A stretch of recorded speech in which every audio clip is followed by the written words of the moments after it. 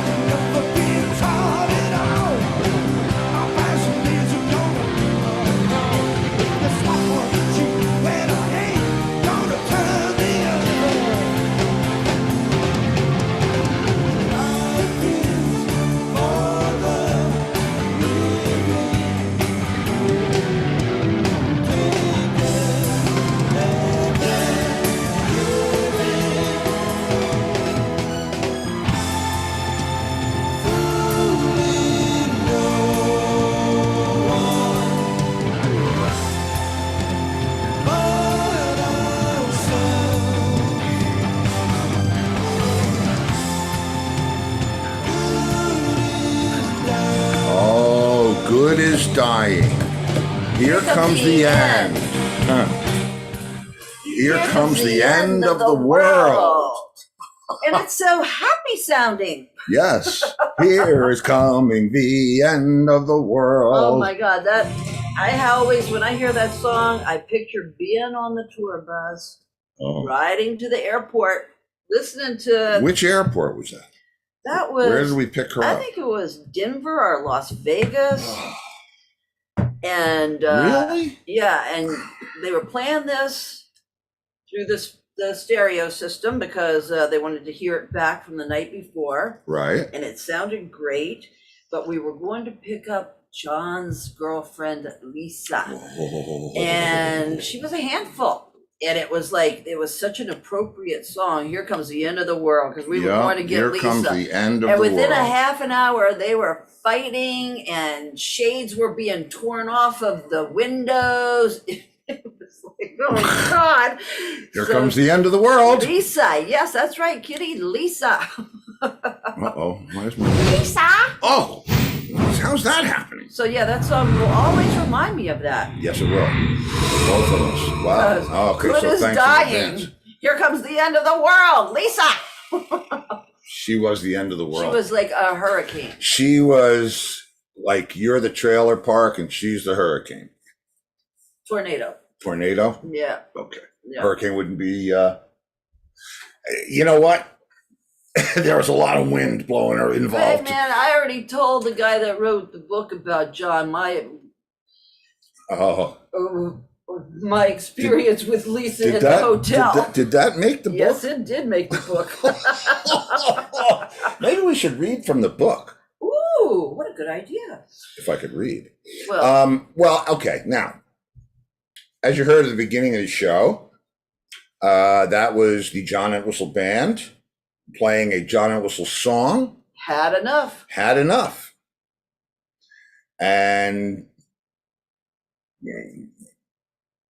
that's actually I decided to make it an Entwistle night since nobody wanted to hear anything. Nobody had any requests. Nobody cares anymore. No, they were very involved in Crispin. They Oh, weren't that was a even great show, huh? It was. He's great. He's that was an episode worth repeating. He's They were paying attention to the show and not thinking about today. They were not thinking about themselves. being there. I see. Be here now, you know? Yeah, like Ram Dass. Just like. You'll read that book? No, I thought it was some new designer, Ram Dass. No, Ram Dass, the guy that did all the acid with Timothy Leary and wrote the book. I don't really know anything about him. We have his book. Did I read It came with acid. I don't remember. Okay. That would have scared me. I couldn't have read on acid. Well, Are he you wrote it kidding on me? acid.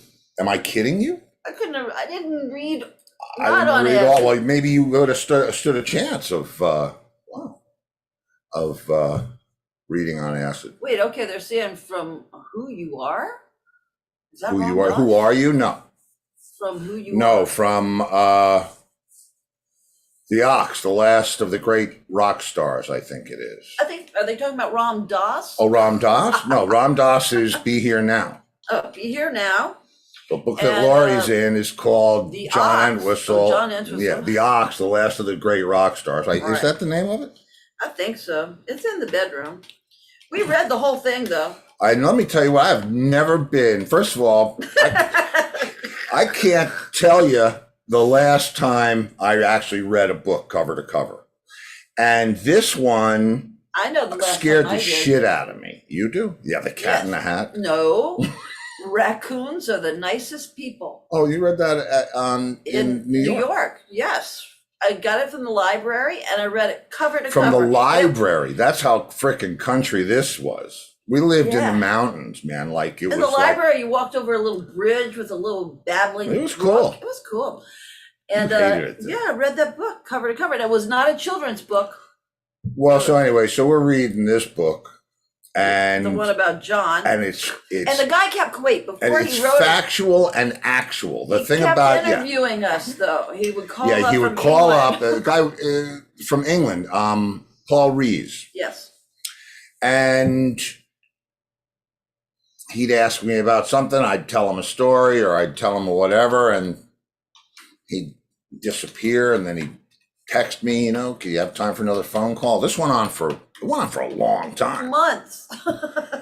And because I thought I owed it to John to be authentic, you know, I didn't hold back. I didn't go smearing stuff all over the place, but I didn't candy ass Well, or try, because you know. John's son Christopher said Right.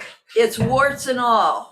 There's no Yeah, holding back. that's right. Chris Chris said um, we're putting out Chris the real actually book. called me and asked me if I wouldn't mind doing it. Right. I said I'd be happy to do it. And then he said, well, you know, it's approved by the estate. And it's, you know, he got to scrutinize everything. Right. He said we are not sugarcoating Right. anything. Not sugarcoating anything. And Chris got to approve everything.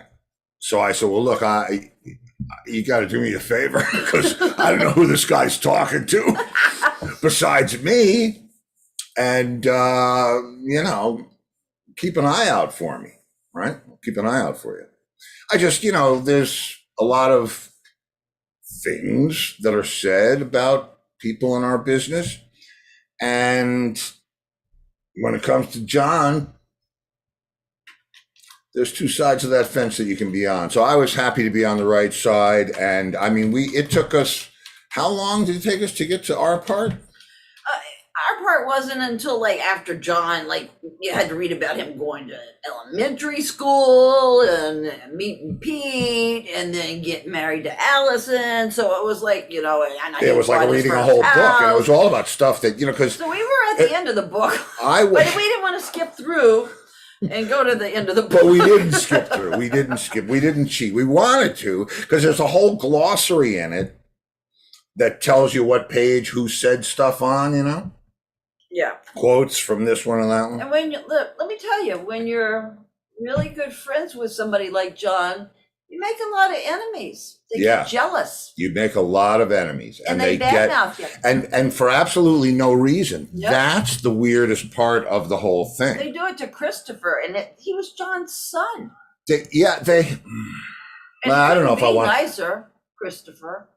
Oh, he doesn't like to be called Christopher. No, God, he asked me that years ago. I know, but I mean, I knew him as that for years. Well, he gave you his high school jacket. He did, and John got pissed. And now I'm gonna have to buy you another one. That was we've known him since he was 16 years old, and you couldn't ask to know a nicer man. I mean, he's obviously not 16 anymore. No, what is he like? Well, that was 88, so you can do the math. No, you can't, but people with calculator can. I got a calculator. Okay, then go ahead. So he was 16 and 88. Yeah, 16. So what does that mean? 16. Yeah. Well, so all right. The 2022. 2022. Right, minus 1988 equals 34. Okay, so he was 16. Oh, plus 16. He's 50. Yeah, I sent him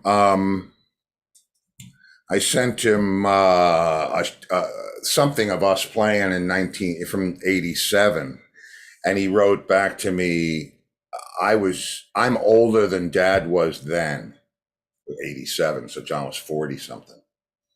Amazing. Anyway, so I decided, because I delivered all of the tracks for volume 1 of Oxzoomed. And Chris named the record Oxzoomed. Sometimes I'm too close to stuff to be objective. If I'm going to make a record like this particular one, there has to be a theme and a purpose, and it's a theatrical experience for me. It's not just throwing a bunch of songs together in a certain order and here you go. There's got to be you have to, I don't know. It's to me an album or a video is an experience. It's something that when you get to the end of it, something that you didn't know at the beginning, or you feel something that something. It's about resonating with people. Mm-hmm. So I want this record to resonate with people. I want people to and it's it's more than just the first songs that I put in. It's just what a fantastic musician John was, and what an amazing contribution he made to music in general. Now, there's not a bass player alive today that hasn't been touched by the things that John did for the first time ever back in the 60s. I mean, even Pete said, he said bass players weren't cool. John was cool. Dropped the bass down, got his twangy Dwayne Eddy sound and 1,000 cabinets, and you were off to the races. And, for me, I didn't know. I was not like what was the Rockstar movie where Marky Mark replaces the real lead singer? Oh yeah. What's the name of that movie? What? What was the name of that movie? Jennifer Rockstar. Aniston? Oh, Rockstar. Yeah. Yeah, they were good in it too. I mean, and the guy was good in it. The guy who's in anyway. What? It was good. Yeah, it was good. Mm-hmm. Once. And Marky Mark was good. Yeah, he was very good. Yeah, he's a great actor. Yeah. He really is. He's talented. I mean, he's come a long way since his Calvin Klein days. Hey, listen, those guys, him and his brother, they Wahlbergs, man, they did okay. Yeah. What's the book called? The Ox. The Last of the Great Rock Stars. Yeah. I don't know. Last of the Great Rock Stars. I know. I gotta go Google it. All right. Why don't you go get it? Oh, well, it will be backwards. All right. No, it won't. I have a reading camera. I do. You do? I have a not backwards camera. I'll go get it when you play. See, I sneak in here and do all kinds of shit when you're not watching. Uh-huh. No, I do. I have a reading camera. Okay. I just don't know if it's okay. The Ox, the last of the Great Rock Stars. Yeah, there you go. You know what? Yeah, I'll tell you what. We'll do it this way. Here we go. Let's see. The Oxbow Ranch, Fort Myers. So there we go. Okay, so now you get to see it. But that's a different cover than ours. Oh, Tim McCullen said rock star, true story of Judas Priest. Oh, is that right? Okay, well here, guys. Wait a minute. Gotta find my button. You see? Didn't give you the button. This is it. Let's see. No, not that. Stop. But the one that we have. What is that? What is what? All these pictures. They're all there's two covers. I guess there's the British one is the one with the target, and the American one is the black and white one. Yeah, the third one. Yeah, the third one.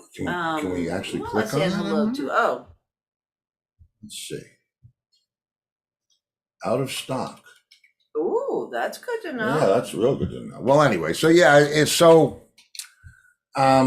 That's the book, and there it is. That's it down there on the bottom here. This one, that's the one. Authorized biography. I don't know what's going on now. Oh, let's see what this says. Rob Halford leaving new singer. 2 months. I didn't know that. What the hell is this? Oh man. Well, there you go. There you go. Look at that. Oh, okay. What? Our new viewer, Frankie Springhart. Hey, Frankie. He says, man, I had a seizure, slept all day. So glad to catch this. Just what I need. Love this setup. Thanks for the music and stories. Oh, cool. And then he says, thanks. They are random, but listening to people talk bring me around, and these are the best stories. And just as an FYI, I love the marriage dynamic too. Just saying. Well, we're still newlyweds. We are not. We have been married, how many years? We got married in 1984, and we've been together since 1981. So don't make her do any more math. Just don't. Oh my God. Okay, what is it? 20? How many years we married? 37, I married think. 19. We've been together 40 though. Almost, right? 41. In December. No. We got together in December. We got December of 81. Okay. So that was. we'll be married 38 years? Oh, 38 months. How is that possible? Wait, I'm sure a lot of people are asking that question. Oh yeah. We had some asshole that said to Steve, I'm not gonna make your wedding, but I'll catch your next one. Remember Heiss? Oh, yeah. Asshole. Yeah, well, we're showing you Heiss. and my Uncle Mike too, right? I don't see no gold around here. I don't think he was talking about that. No, he was talking about us being married for 50 years because I was talking about going to my grandmother and grandfather's 50th wedding anniversary. So you thought he was judging that on just seeing us for I think he was just being Uncle Mike, Yeah, it could be. Okay, so let's see how long we've been together. Please don't. 41 years in December. Woo! Wow. Okay, well, Frankie's on 23 years of marriage, so excellent. He recognizes it. You guys do a show too? I don't think they do a show. No. All right, I think we need to play our first song. Well, yeah, after. So yeah, I decided to make it an Ent Whistle Wednesday. And Wednesday, since nobody requested, because Steve finished. Did I not say that already? No, you did not. He turned in the final tracks. To because first you said album today to the record company. Volume 1 about Zoomed, and you said Chris named the album. That's right. And I'll tell you that, this is a quick story behind that. And Frankie, sit down, make yourself comfortable. This is helping him not have seizures. Well, yeah, that's not even, man. I hope you're okay. No, he said stories help. Yeah, I hope you're okay, man. Just tune in. So I decide finally after all these years that, some of the stuff that we did and some of the things, unreleased stuff should be heard. And I found just the right people in our label, Deco Entertainment. And I started compiling the thing and I started putting all, so I have like decades worth of material. And I'm trying to Plus think of a name. unreleased and unheard yeah. material. And I mean, remix things that were never, it's cool, right? It's good stuff. It's not just bottom of the barrel crap. And I couldn't think of a name. Like I'm thinking Rarities from the Vault, and it all just sounds so stereotypical, right. So mundane, you know what? Ask him. Yeah. So, and I even thought, maybe Rolling Away the Stone, and I don't know. Well, John liked really. Yeah, John, the darker the better for John. He would have been loving the name. And Chris knew it. Yeah. I think he was channeling John because he didn't even have to think of it. He didn't even have to think of it. I said, man, I'm trying to come up with a name for this album, and I just can't. I said, and he said Rarities, Oxzoomed. And that was like, Oxzoomed. Wow. Yeah, so wait till you see the album cover. It's freaking cool. I'm having some fun. Yeah. So anyway, this is the type of music, not all of it, but this is the kind of thing that you might, I don't know if this is one of the tracks or not, but. You don't know what tracks you sing? I don't know which button plays what. Okay. I'm confused. All right, well, our first song tonight will hope. be the song that you heard start of the show. Let me test it. No. Yes. No. Wrong one. Oh no. All right. Our song tonight's going to be Horror Rock and The Real Me. That's right, The Real Me. By the John Entwistle Band, live. Mm-hmm. So, wow. Now you're not surprised. Well, okay. Which button was it? This one?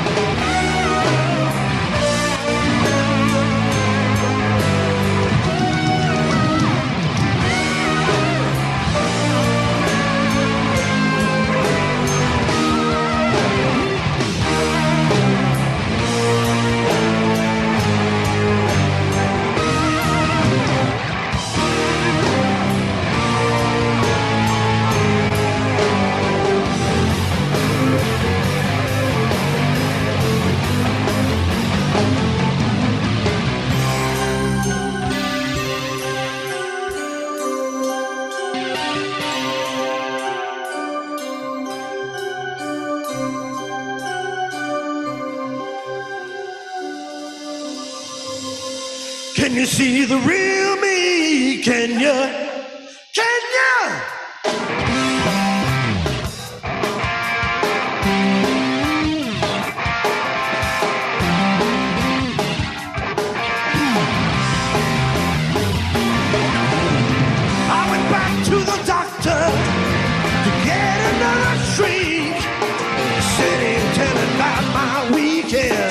'cause it never could change what it seems.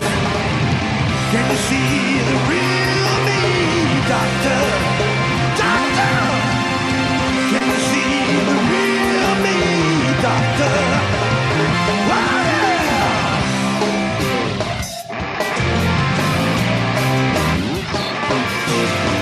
I went back to my mother. I said, I'm crazy, Ma, help me. She said, I know how it feels, son, 'cause it runs in the family. Can you see the real me, mother? Mother! Can you see the real me, mother? Oh, yeah! Can you see? Can you see? Can you see the real me? Can you see? Can you see the real me? The real me?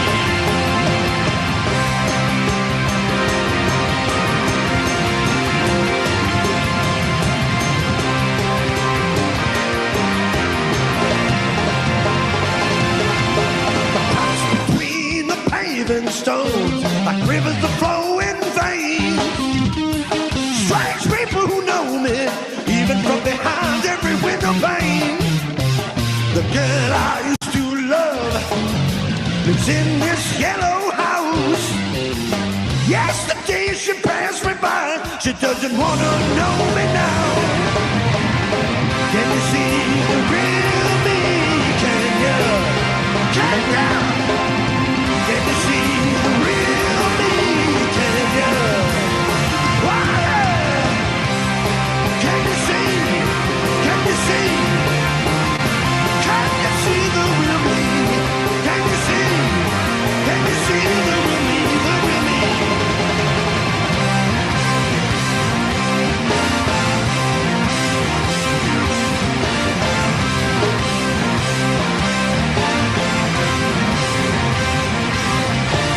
I ended up with the preacher, full of lies and hate. I seemed to scare him a little, so he showed me to the Golden Gate. You see the real me, preacher, preacher. Can you see the real me, preacher? Ah! Can you see? Can you see? Can you see the real me? Can you see? Can you see the real me?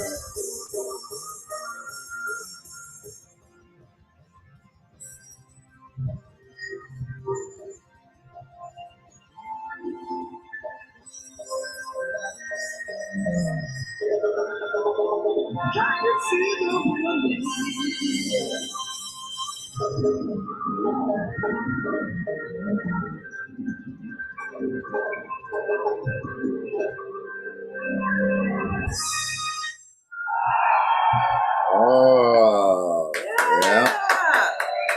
Yeah. No, take it easy, guys. That was some tight band. Yeah, that was fun. That was like, You look like it was. Yeah, that was fun. well, I feel kind of like Teeter after she beat the shit out of those guys. After she beat the shit out of them? Yeah, don't you remember? Rip came over and said, Teeter, you okay? And she said, that's fun. That was fun. All bleeding. And, Yeah. and then she said to Colby, Colby is that? I wish I had waiting so long. So anyway, I'm not going to do the teeter totter today. No teeter. But, doing that there's nothing like it. I mean, maybe there is for other people, but for me, that's the only way there's no anything that gets you that high. When you're locked into that musical assault, because it's so aggressive. That band was, I mean, we didn't do a lot of waltzes and love songs. No. It was like, and it's funny, I was listening to, I was bouncing just till the other day. Now I can stop bouncing. And John said, "Oh, here we go. Another song of the bass solo." Oh, yes. I feel bad for you. Another song of the bass solo. He's talking a lot on these things. Yeah, too. he's yakking it, man. Yeah. Because. And you can understand him. And I'll tell you the dynamic of the band, what started to happen, because John, I don't want to say by nature is not a front man, because he's certainly capable of leading anything anywhere, but it's not his nature to be, a talkative. It's, he doesn't. He lets his fingers do the talking. Yeah, he certainly does. Mm-hmm. He's burned through many a yellow pages. Oh, that was to let your fingers do the walking. Sorry. Yes. Well, they did that too, but it was an amazing. I was going to say it was an amazing journey. I'm not going there, but I am really happy that to share some of this stuff with you, because some of it, even though it was sort of released, it hasn't really ever gotten the attention that it deserved. And I'm sure there are versions of different recordings in different people's collections from wherever. Some of this stuff, I'm pretty sure it doesn't exist anywhere because, I'm pretty sure it doesn't exist anywhere. And even if it does, these are the best versions, the best, I looked for the best mixes, for the best performances. And, I also considered, if I was playing this, well, I guess he was looking over my shoulder anyway. If I was playing this for John, would he say, yeah, use that track? And like, there's a track or two that I was going through, Trick of the Light, some of the stuff, Heaven and Hell, and some of it, and I know this for a fact because I've been in this situation with him, the vocal might not be perfect. I mean, listen, he from 96 forward, he was smoking a lot of cigarettes, or, he was always smoking a lot of cigarettes, but, chain smoke. but it was starting to wear on his voice a little bit, and, so on and so forth. But he would have been the first to say, you know what, we played good. Yeah. And so he didn't really care about the singing. He didn't really care about it. He didn't want to sing. That's why the second version of the John Entwistle Band, 95, 96, everybody sang, which was totally different than the one with Henry and Devin and right. me and who else was in that band? Tim Gorman. My ally, keyboard player for the Who at one time. Now, okay, this is an interesting corresponding. You know how Thursdays we do Throwback Thursday? I'm actually going to play the Buff story from that tour, from the '88 tour, and it was about this time of year. Wow, man, this show's half over. We better play another song. Okay. Okay. Well, so anyway, I can finish the stories anytime, and if I forget what I'm talking about, you remind me. If you can't remind me, then it didn't matter whether I finished or not. Okay. All right, so now what? Let's see. You said you were going to replay Buff tomorrow night. Yeah, tomorrow night. But that's the story. It took place on the tour that I'm talking about, the first John Entwistle Band / the Rock Tour, 1988. Okay, now wait, Lori says, looks like he's an amazing accountant that used a 10 key. What happened? I don't know what that means. What did I do? I think he's talking about John. Oh, okay. She can talk. Looks like he's an amazing accountant. He used a 10 key. Or did you use one of those on your spaceship? What? A what? A 10 key, Key. 10? Like 1, 2, 3, 4, 5, 6, 7, 8? Yes. 10 key? Yes. I don't even, do I know what that is? I don't know. We don't know what I'm you're saying. having a hard Lori. time, man. Okay. Well, Stop so goofing Tim on me. says 8 string. 8 string? Oh, 8 string? Well, 10 key, that wouldn't, you know. We don't know what that means, Lori. Yeah. Gotta explain to us. Okay, time for the next song, and she can explain. Oh, wait, no, I remember. See, this synapse starts to fire.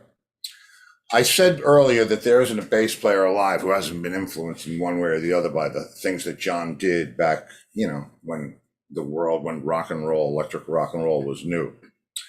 And so for those of you that don't know, he was responsible for developing the round wound string with roto sound, and it's the thing that made the bass go from being boom, boom, boom, boom to bah, bah, bah, bah, gave it the edge and the ring and the kang, which a lot of guys used, Geddy Lee, Chris Squire, so on and so forth.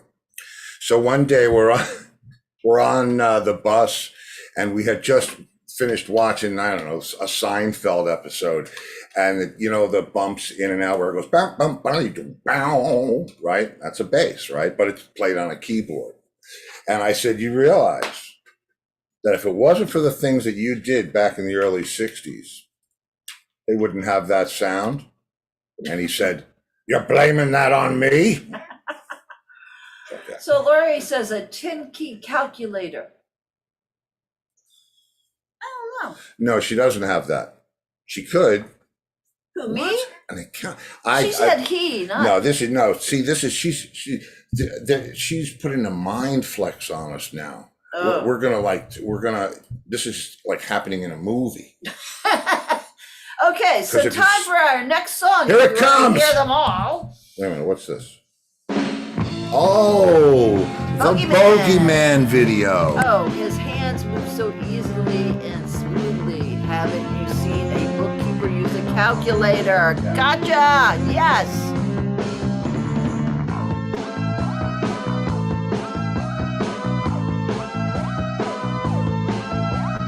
I was a kid, my mother used to tell me, if you don't behave and do as I say, I'm gonna tell your dad when he gets home, and there'll be hell to pay.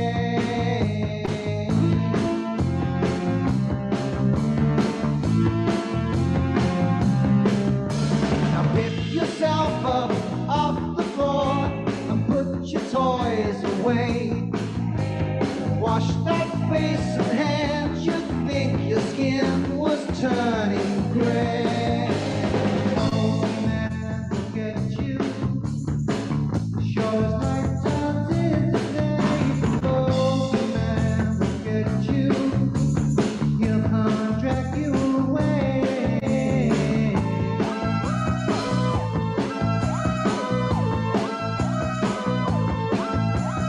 Sit up straight and eat your greens. Stop playing with your food. Don't pick your nose at the table. Go straight to bed. That's very rude.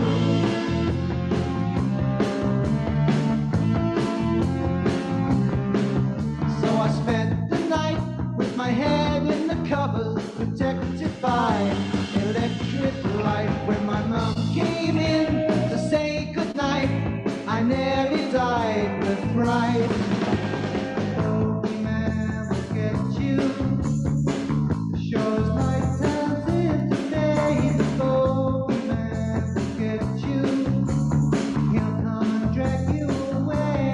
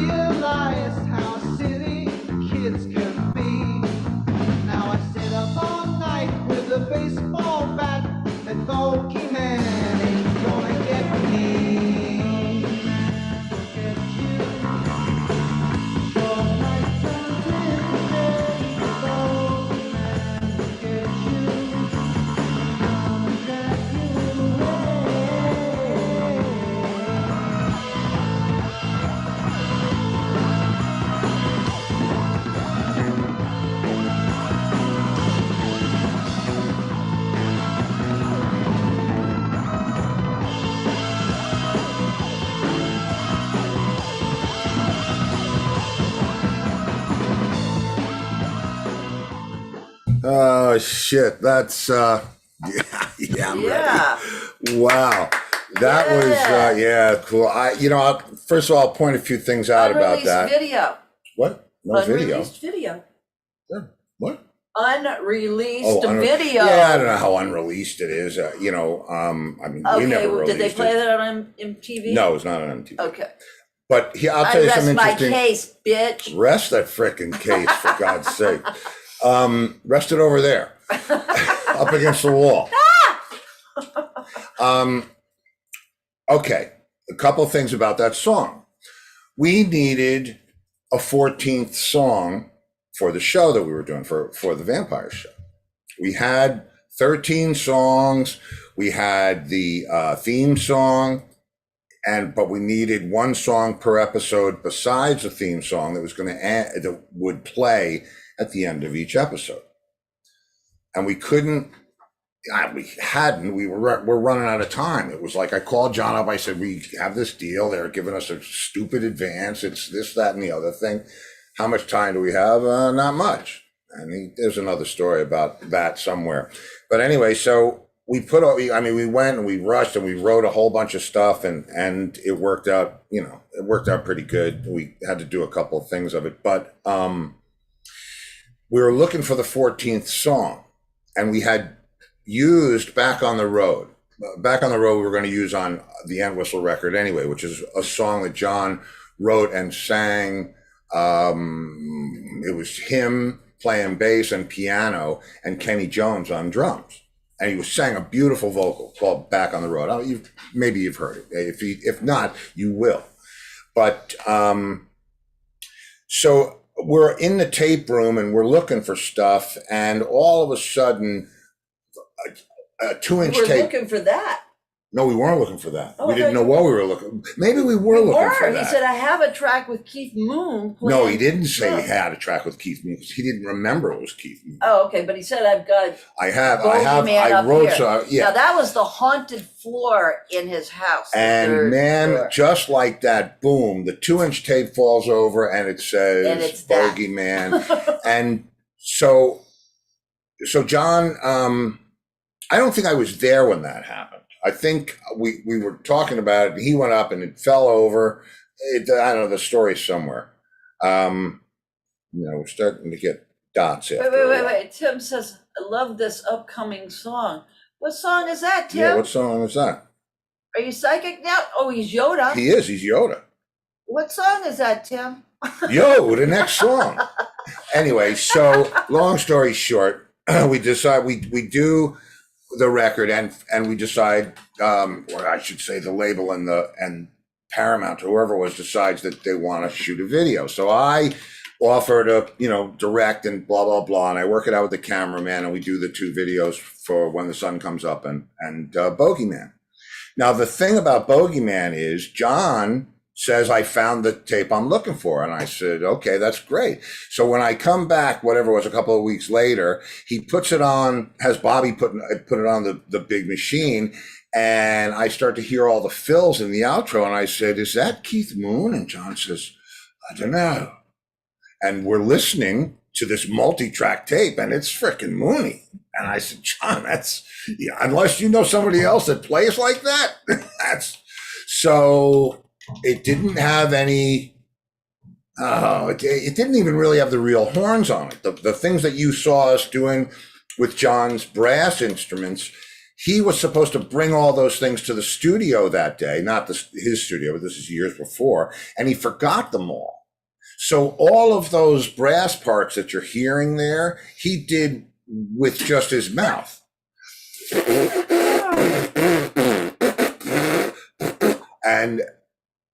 And if you really listen, that's what it is. It's not really brass. It's him doing whatever they call it, the embouchure with his, Yep.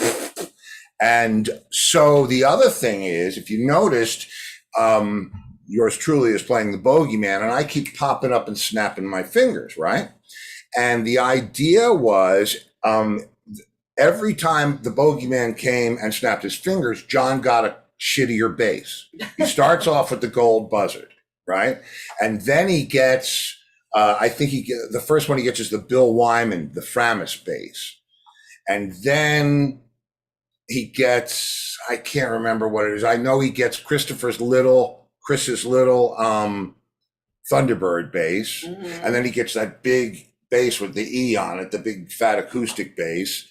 And then when it says, and I sit up all night with a baseball bat, the bogeyman he's playing a baseball bat. That bogeyman ain't gonna get me, bang, and he gets back to his gold bass. But they kind of, when they edited it in post. Gail says she could tell you love playing that part. I did love playing that part. I love the whole thing. I love that whole, I mean, you're basically making a little movie. That's right. I get to be the director. I get to be one of the stars. Who doesn't like that? That's right. And Gail says she could watch this a million times. But listen to what old Yoda McCullen says. He thinks the next song is going to be On the Road Again. And I said, you mean Back on the Road? I think On the Road Again is Willie. That's the song he wrote with Willie Nelson. That's right. And that's not the song that's next. So Back on the Road, actually Back on the Road, I'm tired of kicking my heels at home. Right. And you listen in all of John's later solo stuff and the stuff that it's all about, I got to get back on the road. He was just a road dog. But that's not the next song. No, it's not the next song. What is the next song? So the next song. Bridges. Do you know the next song? Do ya? Bridges. This would either be, let's see, what did I pick? I picked something cool, I thought. You have Had Enough and Bridges Under the Water. Oh, that's it. There you go. Bridges Under the Water. You didn't hear me say Bridges? No, I hear you screaming. I immediately Bridges Under the Water. I shut down. Okay. I thought you were like Shut calling down? my old nurse. Wow. Bridget! That's right. See, there are things that we know that... When he was a baby. I was a baby. I had a nurse named Bridget. He was not sick, but his mother had it was one of those she mother things, They gotta have the nurse. She didn't want to stay home with the baby.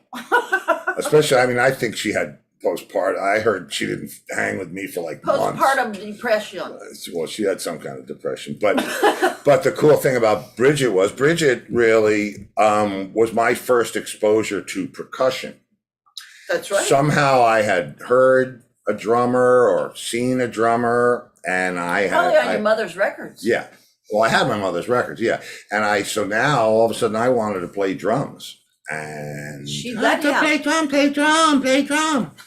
Oh, silver thing. Play drums. Sound good, yes. Trey makes gong. I was a little Chinese as I was. And she let him. And she let me beat the shit out of this. Sue says, oh boy, maybe the dingo ate the baby. Oh my God. I mean, my mother came home. So my mother, this shit was monogrammed. This was like wedding stuff. Anyway. Okay, so Bridget let me beat the crap out of it. Yeah. So the next one is actually this is from the 96 tour. And what I wanted to do on Oxzoomed is I don't think John's 4 songs that were, if you guys have the rock album, John wrote 4 of those songs himself. And I decided to use 2 of them on volume 1 and 2 of them on volume 2. But I also decided that, it should be, I don't have any other performances of it but ours. But anyway, this is Bridges Under the Water. And the thing about which band is this? This is and Whistle Band 96 with Alan. Alan and this was this, as I was saying before about everybody sang. I sang, I would double John's vocals. Godfrey sang, Alan sang. John didn't want to sing because he wanted to be able to play he didn't fast, want to sing. And you didn't want to sing because you wanted to play fast with John. Yeah, it's tough to play fast and sing. It sounds stupid too, as you just heard. Okay. So, all right, so here we go. Bridges Under is that what it is? Bridges Under the Water? Yes. Is this? No, that's both of them. Oh! Here we go. Rock album. Album latest release. It's called Bridges Under the Water. Now, I should tell you very quickly, you see that the bass, the buzzard that he's playing, that's he used to call it nail varnish, but it's like looks like sparkly pink nail polish. And I believe, sparkly? yeah, it was like kind of metallic looking, you know. Not sparkly like metal flake, but No. like, you know. And Not like that your got drums. smashed in Toronto. That's right. Yeah, I have that on tape too. I'm thinking about that for buying too. Anyway, here we go. There you go. Okay, Bridges Under the Water by the Yes. John Entwistle Band. Yes, from the Rock and soon to 96 be tour. from Exhumed. And this is Alan St. John. Exhumed, they said. Is it Exhumed? Rewind it, bitch.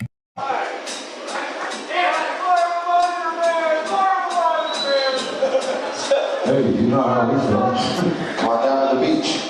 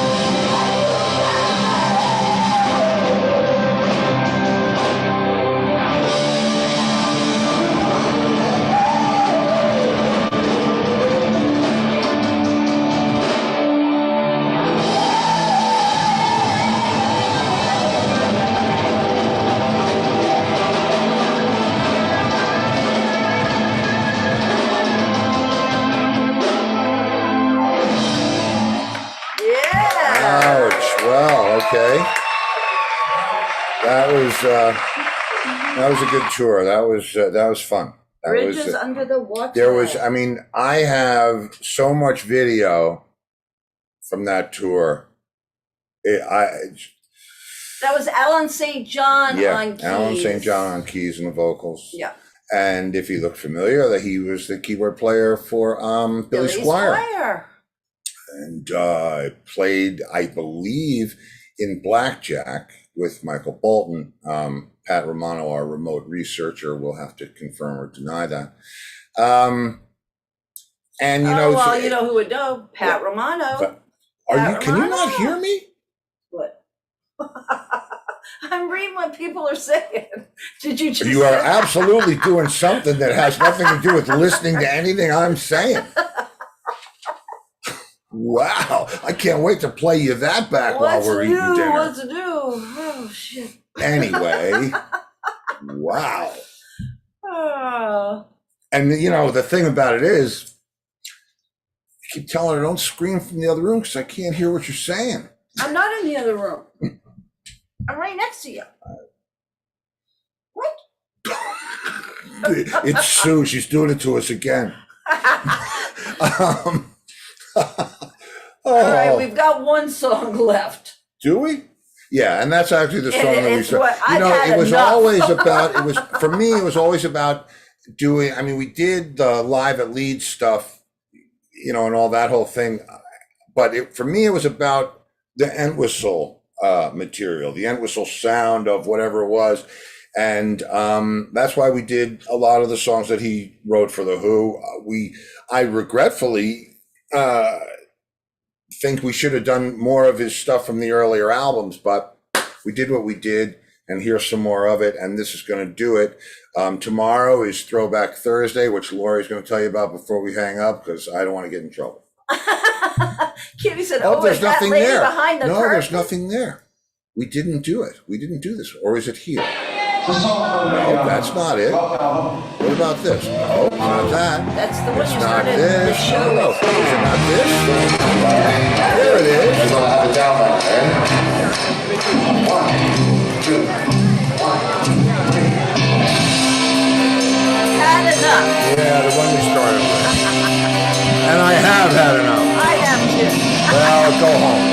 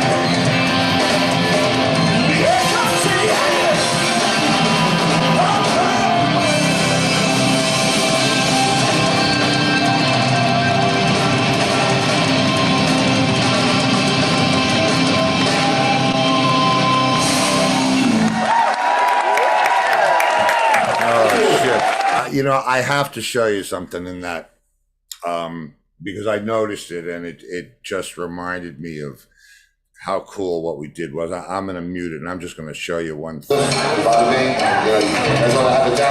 There we go. Okay. Well, Kitty's dancing. If you watch, next to a chair, Sue's dancing under a table. Well, you should be dancing. If you watch, he's always turned in my direction. That's since the first time we ever played together. And every time he does something like amazing, which is, every 20 seconds or something, he'll look at me like, did you see that? And just without hearing what he's playing, just look at the expression. You'll see the glimmer of a smile, and this says it all. Just take a look. Here it comes. And there it is. That was it. That was it. And then he goes, look, we're constantly, it was, man, wow, it's like baby hands. Anyway, that was a good memory while catching that, because I used to sit there and I remember when we'd be tearing it up like dogs in a fight. I'd be screaming at him, play it harder. What are you playing like you're 56 years old? And people thought we were fighting on the stage. But it was, man, best of times. Truly, you never had one fight with John. Never, ever. Not in 15 years. Okay, well, that concludes our show, people. Tomorrow night is Throwback Thursday, and we're going to throw back Steve telling a tour story about Buff. Oh, my goodness. If you haven't heard this one, I'll be sitting here the whole time listening to it because it just cracks me up, and I can pretend somebody else is telling the story, because when I remember what it is we went through, get your cooler and your warmer or whatever the hell else you need, because we're going to settle in for a funny one tomorrow. And if I don't see you in the future, I will see you in the pasture. Good night, everybody. You're going to work? The thing does what it's got to work.